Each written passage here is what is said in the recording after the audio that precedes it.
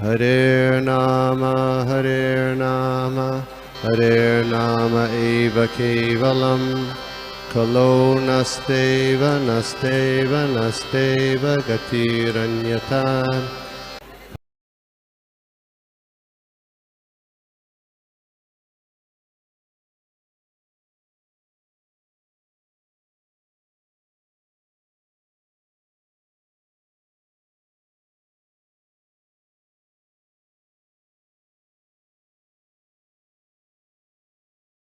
हरे कृष्णा दंडवत प्रणाम सभी को। हरे कृष्णा। सॉरी आज मैं थोड़ा बाहर हूँ, थोड़ा लेट ये हो गया इसलिए। Hare Krishna. So we will start with the prayers. Hare Krishna. ओम नमो भगवते वासुदेवाय। ओम नमो भगवते वासुदेवाय। ओम नमो भगवते वासुदेवाय। नारायणं नमस्कृत्यं नरं चैव नरोत्तमं देवीं सरस्वतीं व्यासं ततो जयमुदीरयेत्। नष्टप्रायेषु भद्रेषु नित्यं भागवत सेवया भगवती उत्तमश्लोके भक्तिर्भवति नैष्ठुकी। नमो विष्णुपादाय कृष्णप्रेष्ठाय भूतले श्रीमते भक्तिवेदांत स्वामिनिति नामिने। नमस्ते सारस्वते देवी गौरवाणी प्रचारिणे निर्विशेष शून्यवादी पाश्चात्य देशतारिणे। जय श्री कृष्ण चैतन्य प्रभु नित्यानंद श्री अद्वैत गदाधर श्रीवासादि गौर भक्तवृंद। हरे कृष्णा कृष्ण कृष्णा हरे हरे हरे राम राम राम हरे हरे। हरे कृष्णा कृष्ण कृष्ण हरे हरे हरे राम राम हरे हरे। हरे कृष्णा कृष्ण कृष्ण हरे हरे हरे राम राम हरे हरे। हम करोति वाचालं पंगुं लंघयते गिरिं यत्कृपातमहं श्री गुरुदेव परमानंद माधव श्री जी। हरे कृष्णा। हरे कृष्णा। सो आज हम लोग देख रहे तीसरा स्कंद 27 चैप्टर और श्लोक क्रमांक 15। और इस अध्याय का जो शीर्षक है प्रकृति का ज्ञान। हरे कृष्णा। सो हम लोग श्लोक देखते हैं। श्लोक इस प्रकार है। मन्यमानस्तदात्मानम् अनष्टो नष्टवान् अमृषा नष्टे अहंकरणे दृष्टा नष्टा वित्था इवातुरः। मन्यमानस्तदात्मानम् अनष्टो नष्टवान् अमृषा नष्टे अहंकरणे दृष्टा नष्टा वित्था इवातुरः। अनुवाद और तात्पर्य शिल प्रभुपाद द्वारा। शिल प्रभुपाद की जय। अनुवाद।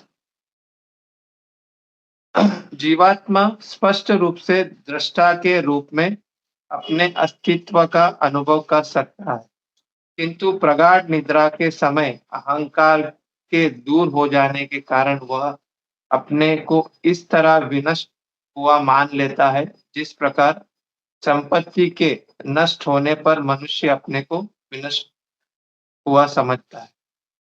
हरे कृष्णा। तात्पर्य हम लोग पढ़ेंगे और तात्पर्य है छोटा और तात्पर्य प्रभुपाद जी ने बहुत सुंदर से इसको हमें मतलब बहुत अच्छे से बताया हुआ। तात्पर्य शिल प्रभुपाद द्वारा। केवल अज्ञानवश ही जीवात्मा सोचता है कि वह विनाश हो जाएगा। यदि वह ज्ञान प्राप्त करके अपने शाश्वत अस्तित्व की वास्तविक दशा में अवगत हो लेता है, तो वह जानता है कि वह विनष्ट नहीं हुआ। यहाँ पर उपयुक्त उदाहरण दिया गया है कि नष्ट वित्ता इवातुरा। वह मनुष्य जिसका विपुल धन नष्ट हो जाता है और अपने आप को विनष्ट समझता है, किंतु वास्तव में वह विनष्ट हुआ नहीं होता, केवल उसका धन विनष्ट होता है। किंतु धन के विषय में तल्लीनता अथवा धन को ही आत्मा मानने से वह अपने को विनष्ट समझता है। इसी प्रकार जब इस पदार्थ को अपने कार्य क्षेत्र मान लेते हैं, तो सोचते हैं कि हम विनष्ट हो गए, यद्यपि वास्तव में ऐसा नहीं होता नहीं। जो ही मनुष्य इस शुद्ध ज्ञान का उदय होता है कि वह भगवान का नित्य दास है, तो उसकी अपनी वास्तविकता स्थिति पुनः प्राप्त हो जाती है। जीवात्मा कभी विनष्ट नहीं हो सकता। प्रगाढ़ निद्रा में मनुष्य अपनी पहचान भूल जाता है, वह सपनों में खो जाता है और तब वह एक भिन्न व्यक्ति या अपने को विनष्ट सोच सकता है, किंतु वास्तव में उसकी पहचान जो ही त्यों ही बनी रहती है। विनष्ट होना यह भी भाव अहंकार के कारण यह तब तक बना रहता है, जब तक मनुष्य में यह ज्ञान नहीं जगता है कि वह भगवान का नित्य दास है। अहंकार से विनष्ट होने का दूसरा लक्षण मायावादी चिंतकों की परमेश्वर से तादात्म्य की विचारधारा। मनुष्य झूठे ही दावा कर सकता है कि मैं परमेश्वर हूँ, किंतु वास्तव में मैं वह वैसा होता नहीं। जीवात्मा पर माया का प्रभाव का यह अंतिम पाश होता है। अपने आप को परमेश्वर के तुल्य मानना या कि स्वयं को परमेश्वर समझ लेना अहंकार ही कारण होता है। हरे कृष्णा, शिल प्रभुपाद की जय। हरे कृष्णा। तो हरे कृष्णा। तो जैसे कि हमने जो अभी जो अध्याय देख रहे हैं प्रकृति का ज्ञान, तो मैंने कुछ अपने जो वरिष्ठ भक्तों से लेक्चर से प्रिपेयर किया हूँ, तो मैं वही यहाँ पे बोलने का प्रयास करूँगा। तो अभी जो विषय चल रहा है प्रकृति का ज्ञान, तो यहाँ पर अभी भगवान कपिल जी जो है अपनी माता देवती को यह ज्ञान दे रहे हैं। इससे पिछले अध्याय में हमने क्या देखा था? प्रकृति का सिद्धांत। तो उसमें हमने कैसे वो प्रकृति के बारे में हमने देखा, किस तरह से प्रकृति की उत्पन्न होती है, ये कैसे, मतलब ये सब गुणों के बारे में हमने देखा। तो वो जो प्रकृति का जो सिद्धांत है, उसका जो प्रैक्टिकल एप्लीकेशन है, वो हम इस अध्याय में देख रहे हैं। तो प्रैक्टिकली कैसे वो किया जाता है, उसको भगवान कपिल जी अपने माता देवहूति को बता रहे हैं। तो अगर हम इस श्लोक में देखेंगे, 10 श्लोक, तो यहाँ पे क्या लिख रहा है? इस श्लोक में मन्यमानस तदात्मानम अनष्टो नष्टवान अमृषा। तो यहाँ पे क्या वर्ड आया? अनष्टो करके, मतलब यहाँ पे बोल रहे कि जीवात्मा कभी नष्ट नहीं होता। तो जैसे कि हम भगवत गीता जब हम इस्कॉन में ज्वाइन हुए थे और जब हमने भगवत गीता का ज्ञान प्राप्त किए, तो भगवत गीता में भी द फर्स्ट हमें यही सिखाया जाता है कि जीवात्मा जो है वो कभी नष्ट नहीं होता, वो हमेशा शाश्वत रहता है। हमारा जो शरीर है वो नष्ट होता है, इट्स अ टेम्पररी, द शरीर है वो हमारा टेम्पररी है, बट जीवात्मा कभी भी नष्ट नहीं होता, इट्स ऑलवेज मतलब वो हमेशा के लिए रहते हैं। तो हमने वो मतलब भागवत गीता में हम यही देखते हैं, द फर्स्ट जो ज्ञान है हमको यही प्राप्त होता है। एंड जो आत्मा जो है वो कभी, मतलब हम उसको, जैसे कि that shloka is there no, नैनम क्लेदयन्ति नैनम चिंदन्ति शस्त्राणि नैनम क्लेदयन्तु। मतलब जो आत्मा जो है उसको हम कभी काट नहीं सकते, उसको कभी हम जला नहीं सकते, उसको कभी हम भिगा भिगा के नहीं रख सकते। वो मतलब आत्मा को कभी हम मार नहीं सकते। तो हम यहाँ पे क्या बोल रहे हैं कि यहाँ पे क्या बोल रहे हैं? दैट वर्ड इज अनष्टो, मतलब हम पर यहाँ पे क्या बोल रहे हैं कि अनष्टो, मतलब जो जीवात्मा है वो कभी नष्ट नहीं होता। पर हम क्या सोचते हैं? द वर्ड इज मन्यमान। तो हम क्या सोचते हैं? मन्यमान, हम सोच लेते हैं कि यह नष्ट हो जाएगा, हम नष्ट हो जाएंगे करके। तो इसलिए यहाँ पे क्या उदाहरण देते हैं इस श्लोक में? नष्ट वित्त इवातुरः। वित्त मतलब यहाँ पे बोला जा रहा है कि धन। तो अगर किसी धनी व्यक्ति है और अगर उसका धन, अगर कोई धनी व्यक्ति है, अगर वो किसी मार्केट में इन्वेस्ट करता है पैसा, मतलब यहाँ पे मतलब पूरा अपना पैसा इन्वेस्ट करता है और कभी उसका वो पैसा डूब जाता है, तो क्या बोलता है कि मैं बर्बाद हो गया, मतलब मैं बर्बाद हो गया, मैं लुट गया, ऐसा वो बोलता है। तो ये क्यों बोलता है? कि वो उस धन के प्रति इतनी आसक्ति हो गए, तो वो इतने आसक्ति होने के कारण वो अपने आप को धन समझ लेता है कि ये मेरा है और मैं ही हूँ करके। तो उसके लिए क्या बोलता है कि मैं लुट गया, मैं बर्बाद है। वो ये नहीं बोलता है कि मेरी संपत्ति लुट गई करके, वो बोलता है कि मैं खुद लुट गया करके। तो नॉर्मली हम जैसे कि हम जैसे कि सिटी में हम अगर देखते हैं कि ऐसे मतलब बहुत सारी गाड़ियाँ चलती है, तो कभी ट्रैफिक में वगैरह हम फँसते हैं, तो ट्रैफिक में जैसे कि गाड़ियाँ क्या होती है कि कभी-कभी हमको स्लो करना पड़ता है और जब गाड़ियाँ स्लो होती है, तो कभी-कभी किसी का गाड़ी दूसरे गाड़ी से टच हो जाता है। तो क्या होता है कि तुरंत वो जो जिसका गाड़ी टच हो गया, वो तुरंत उतर के क्या बोलता है कि कि कि मुझे आपने कैसे टच किया। वो ये नहीं बोलता है कि मेरी गाड़ी को आपने कैसे टच किया, वो क्या बोलता है कि मुझे आपने कैसे टच किया। तो ये वो क्या है कि अपने आप को समझ लेता है कि मैं ये मेरा व्हीकल है, ये मैं हूँ करके, तो वो अपने आप को समझ लेता है। तो उसके लिए यहाँ पे क्या बोल रहे हैं कि जब हम अपने आप को शरीर मानते हैं और इस शरीर में संबंधित जो भी कुछ चीज़ें हैं, उसको अपना मान लेते हैं, तो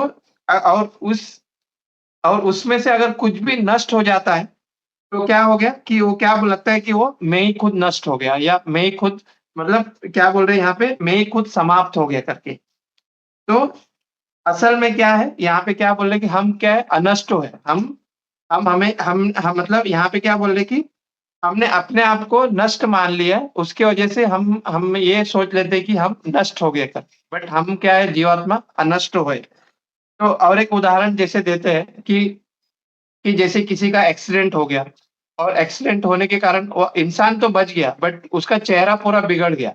मतलब उसके चेहरा में ज़्यादा फ्रैक्चर हो गए, और उसी के कारण उसका पूरा जो चेहरा को प्लास्टिक सर्जरी करना पड़ा। समझे? प्लास्टिक सर्जरी करना पड़ा, तो इसके वजह से उसका चेहरा, जो पहले जो चेहरा था, उससे उसके मतलब एकदम विपरीत उसका चेहरा हो गया, मतलब उसको एकदम अलग दिखने लग गया। बट अलग दिखने के कारण उसकी आइडेंटिटी है वो चेंज नहीं हुआ। वो मतलब अगर कोई व्यक्ति है, फलाना-फलाना व्यक्ति है, तो उसका नाम वही रहेगा, उसका आइडेंटिटी वही रहेगा। उसके उसके जो समाज के, उसके जो घर परिवार के लोग भी वही रहेंगे। उसकी आइडेंटिटी कभी चेंज नहीं होती, भले उसका चेहरा चेंज हो गया। तो उसी तरह से यहाँ पे क्या बोल रहे हैं, यहाँ पे क्या बोल रहे हैं कि हमारा जो स्वरूप है, हम वही है। हम क्या है, कृष्ण नित्य दास। पर हम अभी क्या है कि इस शरीर में, इस रूप में आने के कारण, हम अलग-अलग योनियों में आने के कारण, तो हमें क्या लगता है कि हम अभी अपने आप को शरीर मान बैठे। जैसे कि हम एग्ज़ाम्पल में देखेंगे कि हम पहले जब बचपन में हमारी फ़ोटो अलग थी, ठीक है? जब हम बचपन के फ़ोटो अभी देखते हैं, तो एकदम अलग है। ऐसा लगता है कि मैं वो हूँ ही नहीं, मतलब इट्स कंप्लीटली डिफरेंट। बट मैं वही हूँ, मेरी आइडेंटिटी वही है, मैं वही व्यक्ति हूँ, और सिर्फ़ मेरी शरीर, मेरा जो मेरी आइडेंटिटी वही है, बट मेरा शरीर चेंज हुआ है यहाँ पे। तो इसके लिए क्या है, यहाँ पे क्या बोल रहे हैं कि हम क्या है, हम जो जीवात्मा है वो अनष्टो है।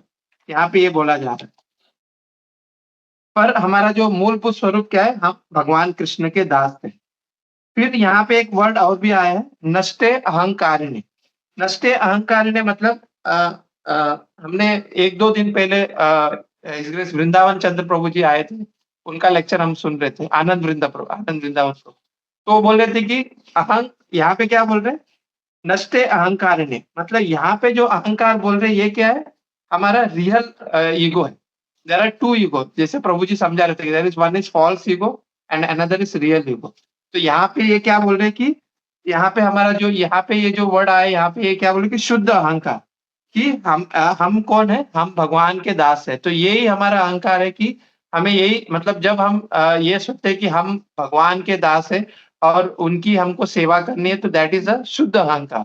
तो यहाँ पे वो बताया जा रहा है कि यहाँ पे क्या बोल रहे हैं कि नष्ट अहंकारिण्य, मतलब हमारा जो अहंकार है, वो कभी नष्ट नहीं होता। बिकॉज़ क्यों? बिकॉज़ हम भगवान के दास हैं, और यहाँ पे जो वर्ड आया नष्ट अहंकारिण्य बोले, तो रियल शुद्ध अहंकार करके। तो यहाँ पे और क्या बताया जा रहा है? यहाँ पे क्या बोल रहे हैं कि जब हम ये सोच लेते हैं कि हम शरीर है और हम नष्ट हो जाएँगे, तो आगे क्या बोले कि इव आतुरा, इससे हम क्या होते हैं कि हम दुखी हो जाते हैं, कि हम क्या होते हैं, दुखी हो जाते हैं। बिकॉज़ हमारी, अगर समझो कि कोई इच्छा है, हम जब हमारे हम अप अपने संबंधित कोई भी, शरीर के संबंधित कोई भी चीज़ हम अपना मान बैठ लेते हैं, और फिर हमें अगर वो प्राप्त नहीं होता है, तो हम दुखी हो जाते हैं। दुखी होने के कारण क्या होता है, इसके लिए यहाँ पे क्या बोल रहे हैं, इव आतुरा, मतलब हम दुखी हो जाते हैं जब हमको हमारी वो इच्छा पूरी नहीं होती। हाँ, फिर एक एग्ज़ाम्पल हम ये भी देख सकते हैं कि अगर किसी व्यक्ति का एक्सीडेंट होता है, और वो मतलब वो उसका मतलब वो पूरा अपने आप को खो देता है, मतलब उसकी याददाश्त खो जाती है, और वो मतलब उसको वो भूल जाता है अपने आप को।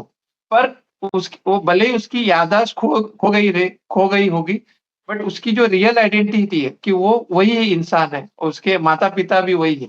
तो उसी तरह से हम जो इस भवसागर में आए हैं, तो हम जो है, हम जीवात्मा जो है भगवान कृष्ण के नित्य दास है, पर हम यहाँ पे इस भवसागर में आने के कारण हमारे जो असली माता-पिता है उसको हम भूल चुके हैं। दैट रियल आइडेंटिटी जो हमारी है, वो हम यहाँ पे आकर भूल चुके हैं, क्योंकि इस जो यहाँ के जो शरीर से संबंधित जो भी चीज़ों को हमने अपना मान लिया है, उसके कारण हमारी जो रियल आइडेंटिटी है, वो हम यहाँ पे भूल चुके हैं। तो वो यहाँ पे बोल रहे हैं इस श्लोक में। अभी इस श्लोक में जैसे प्रभुपाद जी यहाँ पे तात्पर्य में समझा रहे हैं, तो इस श्लोक में हमें 4 स्थिति हम यहाँ पे देख रहे हैं। वो 4 स्थिति क्या कौन से? एक तो जागृति, दूसरा है स्वप्न, तीसरा है समाधि और चौथा है तितिक्षुति। तो यहाँ पे इस 4 स्थिति में जो प्रमुख स्थिति है, जो आज के श्लोक में बताया जा रहा है, वो स्वप्न के बारे में बताया जा रहा है। तो द फर्स्ट जो स्थिति है क्या है? जागृति। तो इस हम जागृति स्थिति मतलब हम जो अवस्था में हैं, उसे क्या है? जागृति बोलते हैं कि हम इस शरीर में हैं और इस शरीर को पहचान कर हम क्या इस गुणों के साथ इस इंद्रियों को हम सेवा में लगाते हैं। तो ये कौन-सी स्थिति हो गई? ये जागृति स्थिति हो गई। फिर दूसरा जो स्थिति है जो इस श्लोक में बताया जा रहा है, वो क्या है? स्वप्न। कि हम स्वप्न के शरीर में हम पहचानते हैं कि बहुत सारे व्यक्ति जो है कल्पना करते हैं। फिर मतलब हम ये सोचते हैं, जब हम स्वप्न में रहते हैं तो हम ये सोचते हैं कि मैं अमेरिका में जा रहा हूँ, फ्लाइट पकड़ रहा हूँ। पर जैसे ही हमारी आँख खुलती है तो हम देखते हैं कि अरे भाई, हम तो वही बेड पे बैठे हो। तो और ऐसे बहुत सारे व्यक्ति हैं, वो विवाह के बारे में रात को सोचते हैं स्वप्न में, और इससे विवाह हो गई, इस ऐसी सुंदर स्त्री से विवाह हो गई, ये सब हम सोचते हैं। तो ये कौन-सी स्थिति हो गई? यहाँ पे बताया जा रहा है कि ये स्वप्न की स्थिति होगी। तो यहाँ पे क्या बोल रहे हैं कि प्रभुपाद जी यहाँ पे ये बोल रहे हैं कि जब हम स्वप्न की स्थिति में रहते हैं, और हम जब स्वप्न की स्थिति में हम सब कुछ भूल जाते हैं, ना? हमको कुछ याद नहीं रहता कि स्वप्न में हमने जो भी कुछ देखा है, वो हमको कभी मतलब वो कभी पूरा नहीं होता है। स्वप्न की स्थिति में रहते हैं। फिर तीसरा जो स्थिति है वो क्या है? तितिक्षता अवस्था। मतलब तितिक्षता अवस्था मतलब क्या है? कि हम जागृत अवस्था को भी भूल जाते हैं। मतलब हम लोग क्या होते हैं? इग्नोरेंस में रहते हैं कि हम कौन हैं? हमारे असली स्वरूप क्या है? हम बिल्कुल भूल जाते हैं।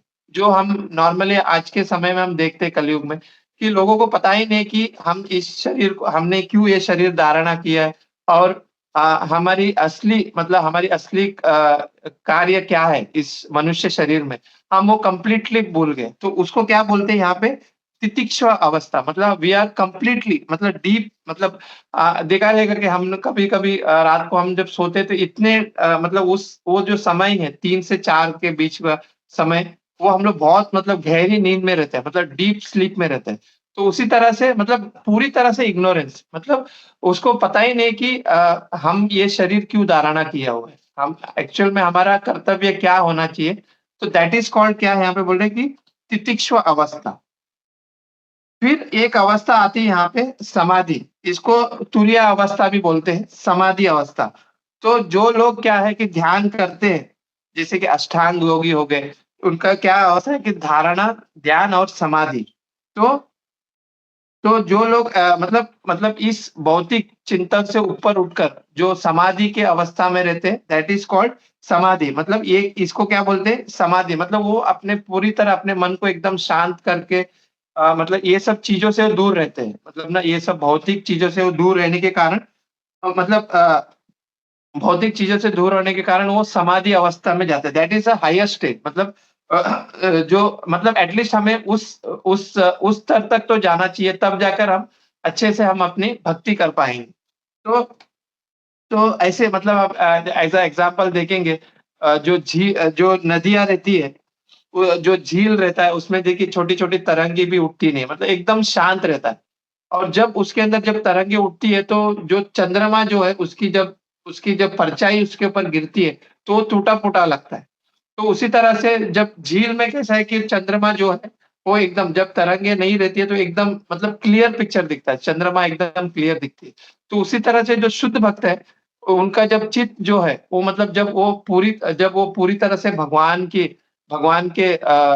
की इसमें लगाते हैं, तो उनके जो चित्त में भगवान का जो रूप है पूरी तरह से क्लियर दिखता है।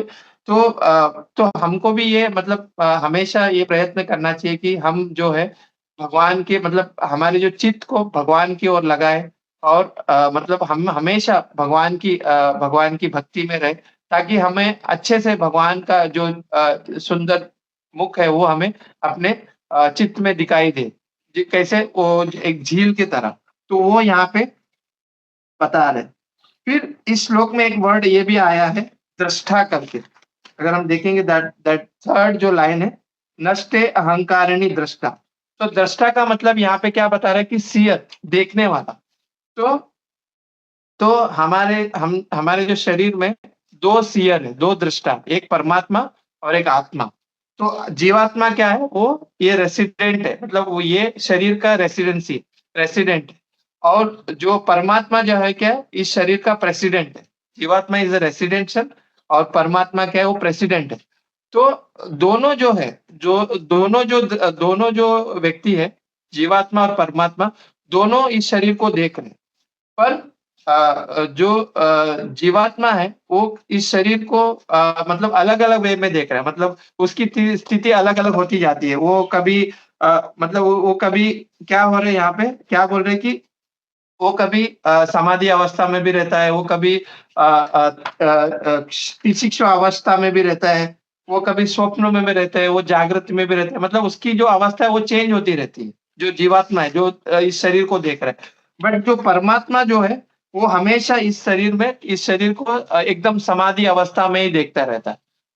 मतलब भगवान क्या है यहाँ पे योग निद्रा में रहकर, मतलब योग निद्रा में मतलब पूरी तरह से वो भगवान इस शरीर को वॉच कर रहे हैं, एकदम समाधि अवस्था में रहकर इस शरीर को वॉच कर रहे हैं। बट हम जो जीवात्मा है वो इस भौतिक गुणों के अंतर्गत आकर, मतलब ये जो रजोगुण, तमोगुण और सतोगुण में आकर हम इस शरीर को अलग वे में देखते हैं। कभी वो जागृत अवस्था में भी रहता है, कभी वो स्वप्न अवस्था में भी रहता है। तो उसको ही यहाँ पे प्रभुपाद जी बोल रहे हैं कि कि यहाँ मतलब प्रभुपाद जी यहाँ पे ये बता रहे हैं कि जो व्यक्ति जो है, वो जो स्वप्न अवस्था में रहता है, वो सब कुछ मतलब स्वप्न में हम सब कुछ भूल जाते हैं। तो उसी तरह से जो जीव जो है इस भौतिक संसार में आने के कारण ऑल्दो ही इज़ अनष्टो, मतलब उसका कभी नष्ट नहीं होता है। उसका उसका रियल आइडेंटिटी जो है कृष्ण नित्य दास। तो वो जो जीव जब इस भौतिक संसार में आने के कारण और भौतिक संसार की जो भी चीज़ें हैं, वो अपने आप को मान बैठने के कारण वो क्या सोचता है, अपने आप को विनष्ट समझ लेता है। मतलब उसका कभी ना कभी विनष्ट होगा करके वो जीव समझता है। तो यहाँ पे कैसा है कि यहाँ पे अभी स्वप्न के बारे में बता रहे हैं। तो एक्चुअल में हमें स्वप्न आते हैं और बहुत लोग पूछते हैं कि हमें स्वप्न क्यों आते हैं? ना क्यों हम देखते हैं कि हम पूरा दिन हम काम करते हैं और जब रात को आते हैं तो कुछ-कुछ स्वप्न हमको रा उस मतलब वो दिन हमने जो सोचा है वो भी हमारे माइंड में आता है। ना तो हम स्वप्न क्यों आते हैं? तो यहाँ पे बताया जाता है कि कि हमारे स्वप्नों का कारण क्या है? तो हम ये स्वप्न का कारण क्या है? हमारा मन है। तो देयर आर 2 मतलब मन में 2 डिवीज़न है। एक चेतन है और एक अचेतन है। मतलब इंग्लिश में हम इसको बोलेंगे तो एक कॉन्शियस माइंड है और एक अनकॉन्शियस माइंड है। तो तो जो चेतन मन होता है जब हम जागते हैं और जब हम जागते हैं और तब वो जो चेतन मन में जो भी कुछ चीज़ें उसको हम एक्सेप्ट करते हैं। जैसे कि हम जो भी विचार करते हैं, हम जो भी सोचते हैं और जो भी देखते हैं उसको अनुभव कर पाते हैं। क्यों? ये चेतन कॉन्शियस मतलब हमारी जो कॉन्शियस माइंड है, वो होने के कारण हम वो सबको एक्सेप्ट करते हैं। और उस समय हमारा जो दूसरा जो अनकॉन्शियस मतलब सबकॉन्शियस माइंड जो है, वो सोया रहता है हमारे लिए। मतलब वो कुछ भी एक्सेप्ट नहीं करता है। और जैसे ही हम सो जाते हैं, तो हमारी जो सबकॉन्शियस माइंड है, जो अचेतन मन है, वो उठ जाता है। और वो क्या होता है कि जो भी कुछ हमारे मन में विचार है, मतलब ये एक स्टोरेज जैसा है। मतलब हमने ये 20 साल में जो भी कुछ सोचा है, और हमारे पिछले जो पिछला जो जन्म है, उसमें भी जो भी कुछ सोचा है, ये जो सबकॉन्शियस माइंड है, ये और जो अचेतन माइंड है, उसमें वो स्टोर हुआ रहता है।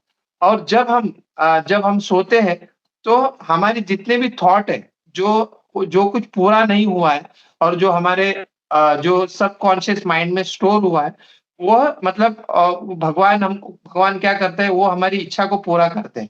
जैसे कि अगर हमको उड़ने का इच्छा हो रही है इस शरीर में, तो हम कैसे उड़ सकते हैं? हम पंछी थोड़ी ना है, तो हम उड़ नहीं सकते। तो बट हमारी जो सोच है, वो हमारा जो अनकॉन्शियस माइंड में वो आके स्टोर हुआ रहता है। तो भगवान क्या करते हैं, जब हम सोते हैं, तो और स्वप्न में भगवान क्या करते हैं, जो हमारी जो अनकॉन्शियस माइंड में जो भी कुछ विचार है, जैसे हमको उड़ने की विचार आए, और हमको चढ़ने का मतलब हमको पहाड़ पे चढ़ने का विचार है। बट हम अभी ऐसे सिटी में है, तो यहाँ पे पहाड़ पहाड़ नहीं है। बट हमारी जो सोच है, वो यहाँ पे आके हमारी जो सबकॉन्शियस माइंड जो है, उसमें आके स्टोर हुआ रहता है। तो जब हम सोते हैं, तो भगवान क्या करते हैं, वो जो इच्छा है, उसको पूरा कर देते हैं। तो तो क्या होता है कि देयर इज़ वन शास्त्र है, उसका नाम है सामुद्रिक सामुद्रिक शास्त्र करके। तो उसमें ये जो एक टॉपिक आता है, ड्रीम एनालिसिस कर। तो उसमें ये बताया जाता है इस शास्त्र में, ये जो टॉपिक है ड्रीम एनालिसिस करके। तो इसमें ये बताया जाता है कि व्यक्ति जो है, ये जो स्वप्न में जो देखता है, उसके कारण है वो इससे हम एनालाइज़ कर सकते हैं कि ये व्यक्ति कैसा है, इसकी व्यक्ति की सोच क्या है। वो हम उस शास्त्र के हिसाब से हम ये व्यक्ति की सोच से हम व्यक्ति को एनालाइज़ कर सकते हैं। तो इसमें ये बताया जाता है कि मतलब हम जब बहुत लोग नरक के बारे में सोचते हैं, नरक के बारे में उनको सपना आता है, और बहुत लोग को ऐसे मतलब ऐसे कई ऐसे कोई हॉरिबल कुछ चीज़ों सामने आते हैं, कोई डेड बॉडी सामने आता है। तो इससे हमको पता चलता है कि उसकी सोच क्या है। तो हम इस एनालिसिस से मतलब जब हम अपने जो स्वप्न जो हमारे हमारे स्वप्न में जो भी कुछ चीज़ आते हैं, अगर इसको हम एनालाइज़ करते हैं कि भई ये चीज़ें क्यों आ रही है? इसको अगर जब एनालाइसिस करेंगे, तब हम धीरे-धीरे हम क्या कर सकते हैं, ये जो भक्ति भक्ति के माध्यम से हम ये चीज़ों को दूर कर सकते हैं। अगर समझिए कि हमारे स्वप्न में ऐसा कुछ चीज़ आ रही है, तो अगर हम इसके ऊपर एनालाइसिस करके भक्ति के माध्यम से हम क्या कर सकते हैं, इस चीज़ों को हम दूर कर सकते हैं। तो इसीलिए हम देखते हैं ना कि जो भक्त जन रहते हैं, वो क्या होता है कि वो मतलब उसको ज़्यादा स्वप्न नहीं आते। क्यों नहीं आता है कि वो क्या कहते हैं, ये जितने भी बुरे जो चीज़ है, उसको वो क्या किया रहता है कि इस भक्ति के माध्यम से उसको दूर कर देते हैं। तो उसकी वजह से उसको कभी भी स्वप्न आएँगे, तो भी वो क्या है, मतलब भगवान के बारे में आएँगे, और भगवान के भक्त के बारे में आएँगे। ऐसे मतलब भक्तों का संग के बारे में, ऐसे कुछ चीज़ों के बारे में ज़्यादा वो आता है। क्यों? बिकॉज़ उसने ये जो बुरी जो चीज़ें हैं, ये जो ड्रीम एनालिसिस है, इसके वजह से वो जो बुरी जो चीज़ें हैं, उसको दूर कर बैठता है, और जो अच्छी चीज़ें हैं, उसको ग्रहण कर लेता है। पर जो दूसरे व्यक्ति है, वो पूरी तरह मतलब हमेशा वो ऐसे भौतिक वस्तु में फँसे होने के कारण, उनके मन में भी वो आता है, और उनके मन में वो विचारधारा आती है, उनके स्वप्नों में भी वही सब चीज़ें दिखती है। उसकी वजह से उनकी जो चेतना है, जो यहाँ पे बताया जा रहा है कि उनकी जो चेतना है, वो भी ऐसी हो जाती है। तो हमें ये एक बहुत अच्छा है कि जब हमें ऐसे कुछ सपना आते हैं, तो हम उसको एनालाइज़ कर सकते हैं। मतलब अगर अगर हमको ऐसे कुछ स्वप्न आए, हम इसको सोच सकते हैं कि भई हमको ये स्वप्न क्यों आते हैं? बिकॉज़ ऑफ हमने वो सोचा है, हमने वो सोचा रहेगा पहला भी, और हमने सोचा है अभी भी, तो उसकी वज़ह से हमको ये स्वप्न आ रहा है। तो तो अगर कोई कुछ ऐसे बुरी स्वप्न आता है तो हम उसको एनालिसिस करके हम इसको दूर कर सकते हैं भक्ति के माध्यम से। There is no other way. अगर अगर हम उसको दूर करने के लिए ऐसे कुछ भौतिक चीज़ें ही हम उसके ऊपर प्रयत्न करें, तो हम उसको दूर नहीं कर सकते। हमें और भी ऐसे ऐसे दूसरे मतलब ऐसे बुरी स्वप्न आएँगे। बट हम जब भक्ति के माध्यम से हम इसको प्रयास करेंगे कि इसको दूर करें ऐसी सब चीज़ों को, तो हम इसको आसानी से कर पाएँगे, इस स्वप्न को, है ना? ऐसे, तो स्वप्न आना अच्छा है, but we have to think कि हमें कैसे स्वप्न आ रहा है। ना हम जैसे कि हम हमेशा जज करते हैं अपने आप को, जब हम भक्ति में भी आते हैं, तो हम जज करते हैं कि भाई मैं कितने लेवल में हूँ अभी, इतने सालों से भक्ति कर रहा हूँ। तो ये भी एक अच्छा एनालिसिस है कि भाई जब स्वप्न आते हैं तो हम इससे हमको पता चलता है कि हमारी जो सोच है, हम पूरा दिन में क्या सोच रहे हैं, इसका हमको पता चल जाता है कि भाई वेदर मैंने अपना ये पूरा दिन भगवान की सेवा में एंगेज किया हूँ या हम सिर्फ़ भौतिक चीज़ों में एंगेज कर रहे हैं। तो ये एक बहुत अच्छा है। तो that's why there is a shastra is there that is called क्या बोलते हैं इसको? सामुद्रिक शास्त्र। इसमें ये सिर्फ़ और सिर्फ़ ड्रीम एनालिसिस के बारे में सोचते हैं कि भाई ये व्यक्ति कैसा है? इसकी सोच की वज़ह से वो समझ पाता है कि भाई ये व्यक्ति क्या है करके। फिर दूसरा एक टॉपिक प्रभुपाद जी अपने तात्पर्य में बता रहे हैं कि ये जो रियल जो ईगो जो है हमारे, जो फ़ॉल्स ईगो है, किसके कारण होता है? कि जब हम अपने आप को भगवान समझ लेते हैं, ना दैट इज़ वन कि ना हम अपने आप को ही बोलते हैं कि हम वी आर द कर्ता-धर्ता, मतलब मैं ही जो कर रहा हूँ, मैं खुद ही हूँ और मेरे वज़ह से ये सब हुआ है। जब हम ये अपने आप को समझते हैं, तो डेफ़िनेटली हम क्या है कि इस भवसागर में ही फँसे रहेंगे। There is no other way. जब तक हम ये नहीं सोचेंगे कि भाई ये जो करता है ये और कोई नहीं है, भगवान है। दैट दैट ना वो बोलते हैं ना कि जो भी कोई करता है वो भगवान करते मतलब भगवान ही करता है। वी आर जस्ट मतलब हम सिर्फ़ वो एक गुड़िया जैसा है, मतलब उनके इशारों पे नाचने वाले। बट जो करता है वो भगवान है। तो वो एक टॉपिक प्रभुपाद जी अपने तात्पर्य में बताते हैं।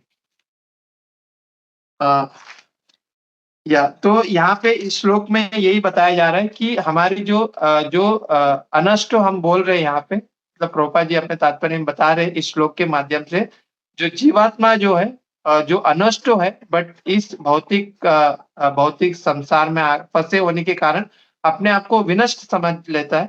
बट एक्चुअल में उसका क्या है आइडेंटिटी? कृष्णेर दिस्य दास, मतलब हम भगवान के नित्य दास है करके इस श्लोक में हमको इस अध्याय के माध्यम से हमको ये समझाया जा रहा है प्रभुपाद जी। हरे कृष्णा। शिला प्रभुपाद की जय। सॉरी मैं इतना ही आज प्रिपेयर कर पाया। आई वाज़ मतलब थोड़ा कल बाहर बाहर थे उसकी वजह से। हरे कृष्णा। शिला प्रभुपाद की जय। अगर मुझसे कुछ गलतियाँ हुए तो मुझे क्षमा कर दीजिए। हरे कृष्णा। शिला प्रभुपाद की जय। हरे कृष्ण। धन्यवाद।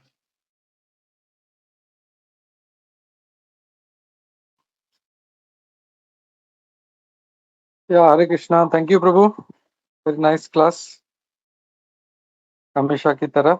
क्विकली भक्तों से रिक्वेस्ट करते हैं, किसी का कोई प्रश्न है तो लेते हैं।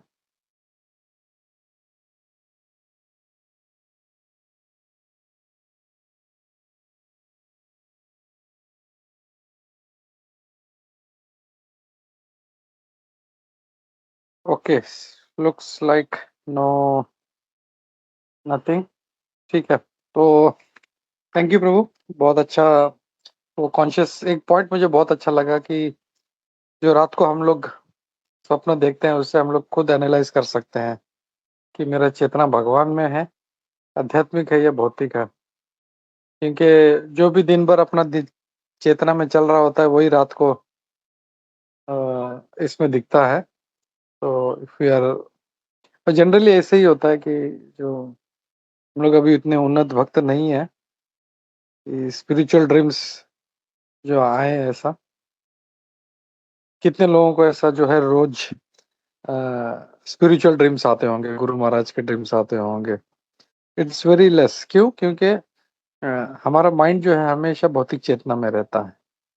लेकिन प्रैक्टिस करेंगे हम लोग तो we can easily make out कि हमारा जो टाइम है, जो जो दिन था वो किस में गया, भौतिक चेतना में गया या आध्यात्मिक चेतना में गया। So that was a very nice point, thank you for that. तो हम लोग रुकते हैं। ग्रंथराज श्रीमद् भागवतम की जय, श्रील प्रभुपाद की जय, इस्कॉन गुरु वृंद की जय, सभी उपस्थित भक्त वृंद की जय।